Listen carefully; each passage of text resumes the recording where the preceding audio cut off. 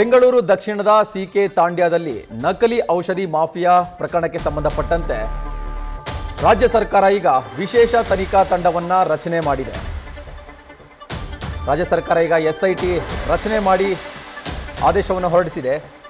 ವಂಶಿ ಕೃಷ್ಣ ನೇತೃತ್ವದಲ್ಲಿ ಎಸ್ಐಟಿ ತಂಡವನ್ನ ಈಗ ರಾಜ್ಯ ಸರ್ಕಾರ ರಚನೆ ಮಾಡಿದೆ. ಜಂಟಿ ಪೊಲೀಸ್ ಆಯುಕ್ತ ವಂಶಿ ಕೃಷ್ಣ ನೇತೃತ್ವದಲ್ಲಿ ನಕಲಿ ಔಷಧ ಪತ್ತೆ ಪ್ರಕರಣಗಳ ವಿಚಾರಣೆಯನ್ನು ನಡೆಸೋದಕ್ಕೆ ರಾಜ್ಯ ಸರ್ಕಾರ ಮುಂದಾಗಿದೆ. ಎಸ್ಐಟಿ ತಂಡದಲ್ಲಿ ಶಿವಪ್ರಸಾದ್, ಲೋಕೇಶ್, ಸಹಾಯಕ ಔಷಧ ನಿಯಂತ್ರಣಾಧಿಕಾರಿ ಮಂಜುನಾಥ್ ರೆಡ್ಡಿ, ನಮ್ರತಾ ಹಲ್ಲೂರು, ಔಷಧ ನಿರೀಕ್ಷಕಿ ನೇಹಾ ಮುರ್ಗಿ ಒಳಗೊಂಡಂತೆ ತಂಡ ಇರುತ್ತೆ. ಇದನ್ನ ವಂಶಿ ಕೃಷ್ಣ, ಜಂಟಿ ಪೊಲೀಸ್ ಆಯುಕ್ತ ವಂಶಿ ಕೃಷ್ಣ ಅವರು ಲೀಡ್ ಮಾಡ್ತಾ ಇದ್ದಾರೆ.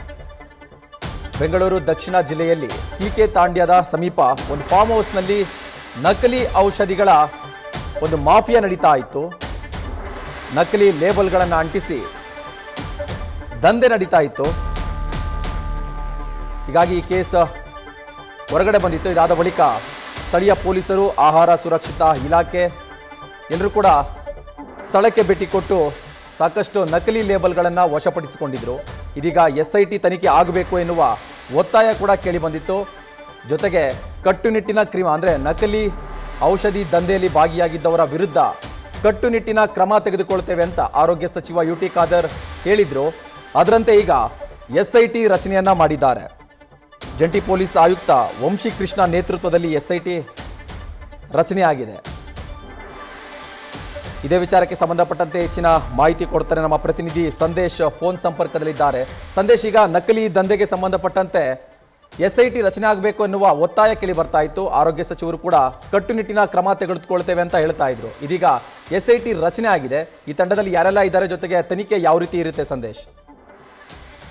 ಭರತ್, ಈಗ ಸದ್ಯ ಇದೊಂದು ಗಂಭೀರ ಪ್ರಕರಣ ಆಗಿರುವುದರಿಂದ ಈಗ ಸರ್ಕಾರ ಕೂಡ ಇದನ್ನ ಗಂಭೀರವಾಗಿ ತೆಗೆದುಕೊಂಡು ಈಗ ವಿಶೇಷ ತಂಡವನ್ನ ಅಂದ್ರೆ ಎಸ್ಐಟಿ ವಿಶೇಷ ತಂಡವನ್ನ ಕೂಡ ಈಗಾಗಲೇ ರಚನೆ ಮಾಡಿದೆ. ಅದರಲ್ಲೂ ಕೂಡ ಪ್ರಮುಖವಾಗಿ ಜಂಟಿ ಪೊಲೀಸ್ ಆಯುಕ್ತರಾಗಿರುವಂತಹ ವಂಶಿ ಕೃಷ್ಣ ಅವರ ನೇತೃತ್ವದಲ್ಲಿ ಈ ಒಂದು ಎಸ್ಐಟಿ ತಂಡ ರಚನೆ ಆಗಿದೆ. ಹಾಗಾಗಿ ಮುಂದಿನ ಹಂತದಲ್ಲೂ ಕೂಡ ಎಸ್ಐಟಿ ತಂಡದಲ್ಲೂ ಕೂಡ ಸಾಕಷ್ಟು ಜನ ಅಧಿಕಾರಿಗಳನ್ನ ಕೂಡ ನೇಮಕ ಮಾಡಿರೋದ್ರಿಂದ ಈಗ ಈ ಒಂದು ತಂಡದಲ್ಲಿ ಯಾರೆಲ್ಲ ಇರ್ತಾರೆ ಅವರು ಈಗ ಅಲರ್ಟ್ ಆಗ್ತಾ ಹೋಗ್ತಾರೆ. ಜೊತೆಗೆ ಇಲ್ಲಿ ಸಿಕ್ಕಿರುವಂತಹ ಔಷಧಿಗಳಾಗಿರ್ಬೋದು ಅಥವಾ ನಕಲಿ ಔಷಧಿಗಳಾಗಿರ್ಬೋದು, ಜೊತೆಗೆ ಬೇರೆ ಒಂದು ಪೊಲೀಸ್ ಠಾಣೆಗಳಲ್ಲಿ ದಾಖಲಾಗಿರುವಂತಹ ಪ್ರಕರಣಗಳು ಅಥವಾ ದಾಖಲಾಗಬಹುದಾದಂತಹ ಪ್ರಕರಣಗಳೇನಿದ್ದಾವೆ ಆ ಎಲ್ಲಾ ಪ್ರಕರಣಗಳನ್ನು ಕೂಡ ಒಟ್ಟಾರೆಯಾಗಿ ಎಸ್ಐಟಿಗೆ ಅದನ್ನ ಟ್ರಾನ್ಸ್ಫರ್ ಮಾಡಲಾಗುತ್ತೆ. ಎಲ್ಲ ಒಂದು ಪ್ರಕರಣಗಳನ್ನ ಕೂಡ ಕೈಗೆತ್ತಿಕೊಂಡು ಸಿಕ್ಕಿರುವಂತಹ ಒಂದು ಸ್ಯಾಂಪಲ್ಸ್ ಗಳೇನಿರ್ತವೆ ಅಂದ್ರೆ ನಕಲಿ ಔಷಧಿಗಳೇನಿರ್ತವೆ ಆ ಔಷಧಿಗಳನ್ನ ಮೊದಲಿಗೆ ವಶಕ್ಕೆ ಪಡೆದುಕೊಳ್ತಾರೆ. ವಶಕ್ಕೆ ಪಡೆದುಕೊಂಡ ನಂತರ ಅದನ್ನ FSL ಗೆ ರವಾನೆ ಮಾಡುವಂತ ಕೆಲಸವನ್ನ ಮಾಡಲಾಗುತ್ತೆ. ಜೊತೆಗೆ ಇದನ್ನ ಯಾರು ಸಪ್ಲೈ ಮಾಡ್ತಾ ಇದ್ದಾರೆ, ಜೊತೆಗೆ ಮ್ಯಾನುಫ್ಯಾಕ್ಚರಿಂಗ್ ಎಲ್ಲ ಆಗ್ತಾ ಇದೆ,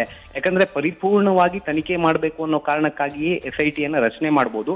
ಅದು ಬರೀ ಈಗ ತಾವರೆಕೆರೆ ಮಾತ್ರ ಅಲ್ಲ, ರಾಜ್ಯದ ಯಾವ ಭಾಗದಲ್ಲೂ ಆ ರೀತಿ ಕೂಡ ನಕಲಿ ಔಷಧಿಯನ್ನ ಮಾರಾಟ ಮಾಡ್ತಿದ್ರೆ ಅಥವಾ ಅದಕ್ಕೆ ಸಂಬಂಧಪಟ್ಟಂತೆ FIR ದಾಖಲಾಗಿದ್ರೆ ಆ FIR ನ ಆಧಾರದ ಮೇಲೆ ಮುಂದಿನ ಹಂತದಲ್ಲಿ ಆ ಔಷಧಿಗಳನ್ನ ಕೂಡ ಕಂಪ್ಲೀಟ್ ಆಗಿ ವಶಕ್ಕೆ ಪಡೆದುಕೊಳ್ತಾರೆ ಅಥವಾ ಸ್ಯಾಂಪಲ್ಸ್ ಗಳನ್ನ ತೆಗೆದುಕೊಂಡು ಅದನ್ನ FSL ಗೆ ಕಳಿಸ್ತಾರೆ. FSL ಅಲ್ಲಿ ಟೆಸ್ಟ್ ಮಾಡಿ ಅದಾದ ನಂತರ ಹೇಗೆ ಇದನ್ನ ತಯಾರು ಮಾಡ್ತಾ ಇದ್ದಾರೆ, ಜೊತೆಗೆ ಇದನ್ನ ತಯಾರು ಮಾಡೋದಕ್ಕೆ ಯಾರ ಬೆಂಬಲ ಇದೆ ಅಥವಾ ಓವರ್ ಆಲ್ ಈ ಒಂದು ಸ್ಕ್ಯಾಮ್ ಏನಿದೆ ಅಥವಾ ಈ ಜಾಲ ಏನಿದೆ ಆ ಜಾಲದ ಹಿಂದೆ ಯಾರಿದ್ದಾರೆ ಅನ್ನೋದನ್ನ ಫೈಂಡ್ ಔಟ್ ಮಾಡೋದಕ್ಕೆ ಈಗ ಅಧಿಕಾರಿಗಳು ಕೂಡ ಮುಂದಾಗಿರೋದ್ರಿಂದ ಈಗ ಮೊದಲ ಹಂತದಲ್ಲಿ ಮೊದಲಿಗೆ ಸ್ಯಾಂಪಲ್ಸ್ ಅನ್ನ ಕಲೆಕ್ಟ್ ಮಾಡುವಂತ ಕೆಲಸವನ್ನ, ಜೊತೆಗೆ ಆ ಜಾಗ ಅಥವಾ ಮ್ಯಾನುಫ್ಯಾಕ್ಚರಿಂಗ್ ಆಗ್ತಿರುವಂತಹ ಜಾಗ ಯಾರ್ದು, ಜೊತೆಗೆ ಅಲ್ಲಿ ಯಾವ ಕಾರಣಕ್ಕಾಗಿ ಇವರು ಆ ಜಾಗವನ್ನ ಬಾಡಿಗೆಗೆ ಕೊಟ್ಟಿದ್ದಾರೆ, ಜೊತೆಗೆ ಅಲ್ಲಿ ಮ್ಯಾನುಫ್ಯಾಕ್ಚರ್ ಮಾಡುವಂತವ್ರು ಯಾರು, ಮ್ಯಾನುಫ್ಯಾಕ್ಚರ್ ಮಾಡೋದ್ರ ಹಿಂದೆ ಯಾರಿದ್ದಾರೆ, ಇವೆಲ್ಲವನ್ನು ಕೂಡ ಓವರ್ ಆಲ್ ಆಗಿ ತನಿಖೆಯನ್ನ ಮಾಡ್ತಾರೆ. ಹಾಗಾಗಿ ಈಗ ಸದ್ಯ ಜಂಟಿ ಆಯುಕ್ತ ವಂಶಿ ಕೃಷ್ಣ ಅವರ ನೇತೃತ್ವದಲ್ಲಿ ಎಸ್ಐಟಿ ರಚನೆ ಆಗಿರೋದ್ರಿಂದ ಮುಂದಿನ ಹಂತದಲ್ಲಿ ಸ್ಯಾಂಪಲ್ಸ್ ಗಳನ್ನ ಪಡೆದು ಅದಕ್ಕೆ ಸಂಬಂಧಪಟ್ಟಂತೆ ಅಥವಾ ಓವರ್ ಆಲ್ ಜಾಲಕ್ಕೆ ಸಂಬಂಧಪಟ್ಟಂತೆ ಈಗ